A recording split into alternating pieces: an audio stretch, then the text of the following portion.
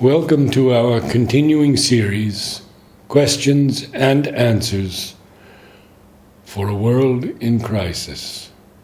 As all of you now know who have been following our series, all the answers to the world's most pressing and formidable problems are taken from the works of Sri Aurobindo and the Mother.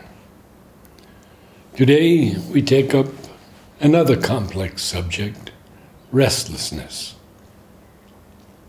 Mother, when you stir water, for instance, when you agitate it, it's no longer transparent.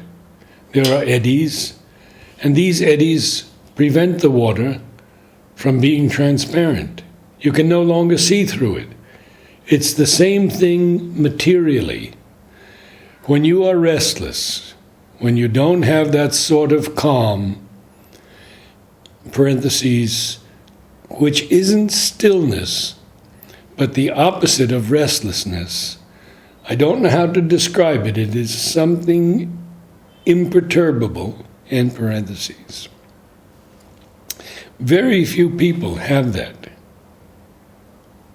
And when they come near, there are immediately gesture of tremor and seething in the atmosphere, vibrations and disorder, and confusion settles in. You can see the phenomenon occur on a small scale with people coming here. You can see it on a larger scale with the movements of the ashram. And you can see it on a still larger scale with the movements of the earth. It is the same thing with that sort of mental restlessness people have, parentheses, excitement and restlessness.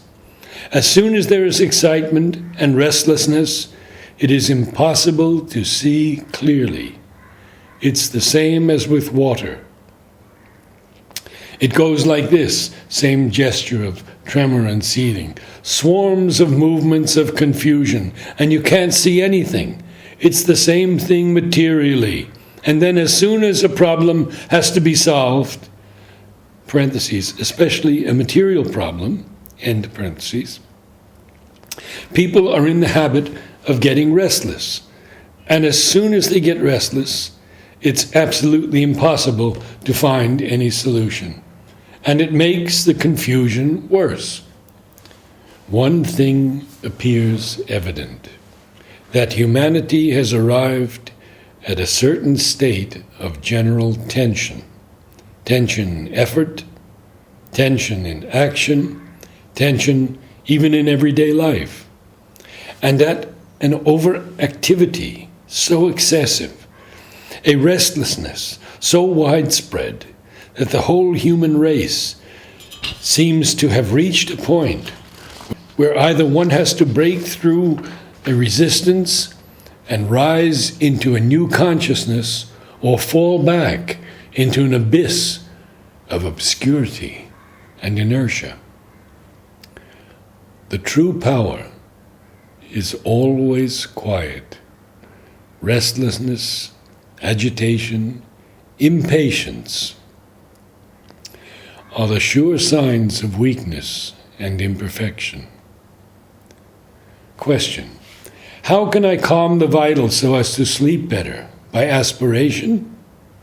Mother, and a concentration, a will to reject the restlessness. To someone suffering from stomach and intestinal trouble. Mother, it is due to restlessness and agitation. What is the matter?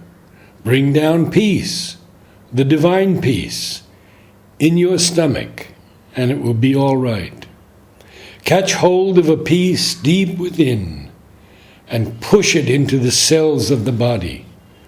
With the peace will come back the health. This capacity to remain still when one wants to gather all one's energies and spend them as one wishes, completely if one wants, or to apportion them as one wants in action, with a perfect calm, even in action, That is always the sign of strength. It may be physical strength, or vital strength, or mental strength.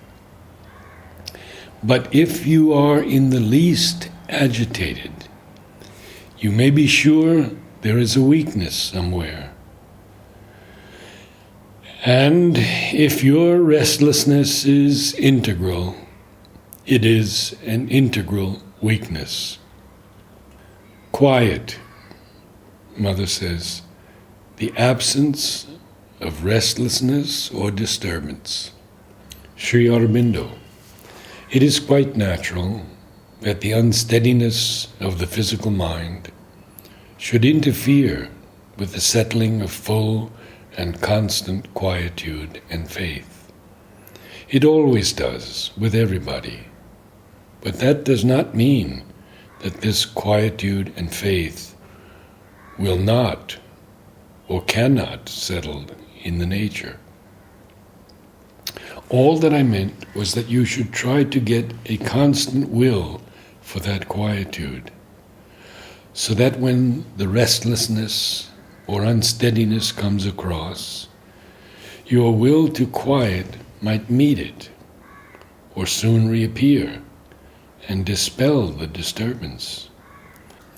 That would make the elimination of the restlessness or impatience easier. But in any case, the Mother's force is there, working behind the variations of the surface consciousness, and it will bring you through them. Overcoming restlessness and attachment. It is necessary that you yourself should get over any restlessness or strong attachment and face these things with a perfectly calm mind. If you can do that, it will then be easier for the force to do something. For any attachment or restlessness comes in the way of a spiritual working. In the yoga, it has shown the same restless weakness. Otherwise, it could by this time have attained something. And besides, there was the sex impulse, which it would neither satisfy nor leave. You must know what you want, and want it with your whole will. It is only so that there can be an end of this restlessness and failure.